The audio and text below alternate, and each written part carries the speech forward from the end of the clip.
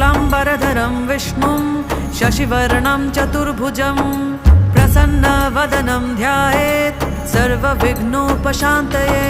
व्यासं वसिष्ठनप्तारं शक्तिः पौत्रमकल्मषं पराशरात्मजं वन्दे शुकतातं तपोनिधिं।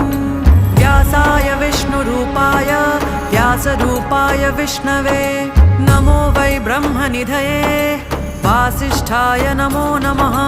अविकाराय शुद्धाय नित्याय परमात्मने सदैकरूपरूपाय विष्णवे सर्वजिष्णवे। यस्य स्मरणमात्रेण जन्मसंसारबन्धनात् विमुच्यते नमस्तस्मै विष्णवे प्रभविष्णवे। ॐ नमो विष्णवे प्रभविष्णवे। श्रीवैशम्पायन उवाच श्रुत्वा